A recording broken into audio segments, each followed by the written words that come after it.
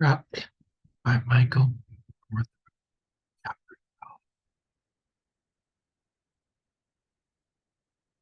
No need to overthink things. If you're looking for food in a high school, there's one place to go.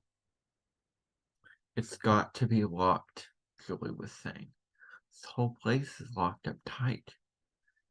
It'll be like double locked, said Pete. Those big double doors and then the door to the kitchen. Dude, we could just hop the counter, said Jason. Okay, but we still have to get through those honkin' metal doors, said Pete. Which ones? You know, where we go in, where the line is. Oh, yeah. We could break the glass in the little window, in the little windows. Les perked up, looked over. I don't think it works like that, like on TV, said Jason.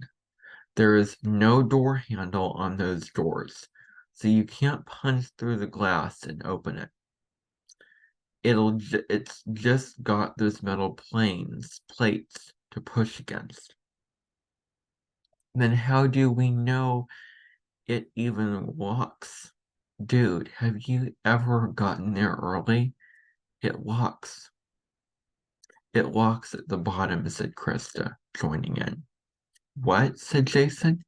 It's got a it's got like a keyhole. One of those round metal discs with a keyhole in the middle, down by the floor.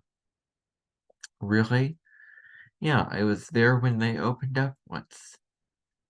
We could, like, pick it, I said, and was sort of sorry I had. Pick it? All right, 007, go ahead, said Pete. And the others laughed. It was true, I had no idea how to pick a lock. Julie laughed the loudest, a high-pitched whiny, and that sort of annoyed me. I felt like Pete was just ripping me to impress her. Then again, I'd only started talking to agree with Krista.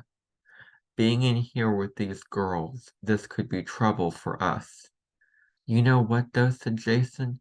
It was like when he knew about the heating. He had the same kind of confidence in his voice.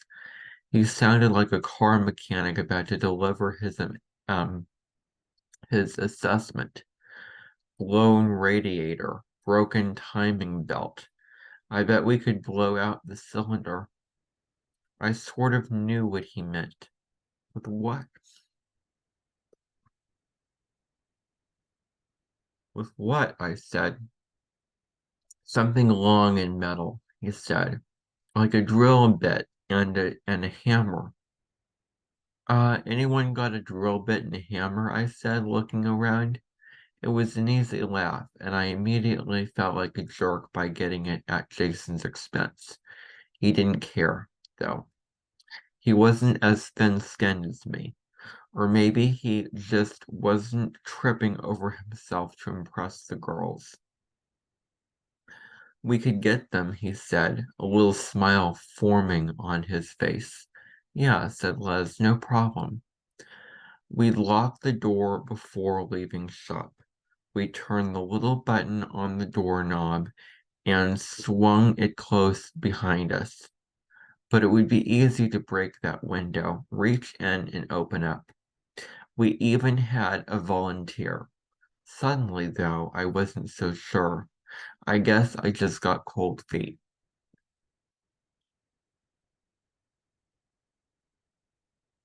I don't know, I said. We really want to break in. I mean, we'd be breaking into the shop just so we could break into the cafeteria. That's like one broken window and one blown out lock, just so we can get scavenge, just so we can go scavenge some truly crappy food. Truly crappy food we won't even be able to cook. That was my big speech, my heroic last stand. It didn't go over well. Yeah, said Les, that sounds about right. Dude, said Jason, we've got to eat. Don't be such a wuss, said Les. I was thinking, Screw you, man. I just don't want to get kicked off the base basketball team. But I didn't say it. I held it in and assessed the situation.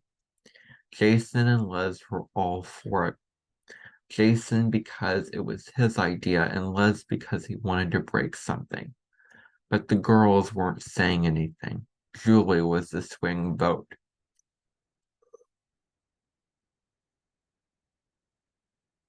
Krista and Pete would both go along with her, so I sort of turned and started talking in her direction. Yeah, we've got to eat, I said, but we don't have to eat right now. I mean, what is it, 10 o'clock? It's not even lunch, and we're going to start busting things up trying to get at the PB&J? Dude, said Jason, I haven't eaten since lunch yesterday. Yester frickin' day. That's almost 24 hours. I'm pretty sure the human body can go 24 hours without food, I said, sounding uncomfortably like a teacher. That same condescending tone.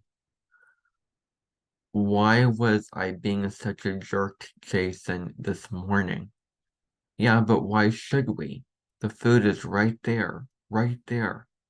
Let's just wait a while, I said, at least till it really is lunchtime. A few people check the time. But what's the point in waiting if we're hungry now? Said Jason. What if someone comes in the meantime? Said Julie. And I was glad to have her on my side, but I knew she was going to get shredded for that one. Huh, said Jason. He walked over and banged on the hallway glass. The snow on the other side towered over her head and didn't even hint at moving. Who's coming, snow gophers? Gonna burrow their way in? Gonna dig us out? We're on our own for the foreseeable freaking future. Les was laughing quietly, but hard enough that his face was turning red. Snow gophers, he repeated. Jason and Les. They were like friends all of a sudden. And I knew it was just because they both wanted the same thing. Because I was being lame. But they had a few things in common too. Aggression, mostly. Let's just wait a few hours, I said. Why? Jason said. He was on a roll now. He had backup, and it was making him more confident. Because, I said, I needed something to slow him down, so I tried the truth. Because I don't want to get kicked off the team, all right?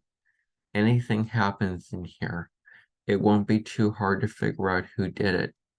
We will all get blamed. I'm not saying we shouldn't do it. I'm just saying we should at least pretend to hold out a little.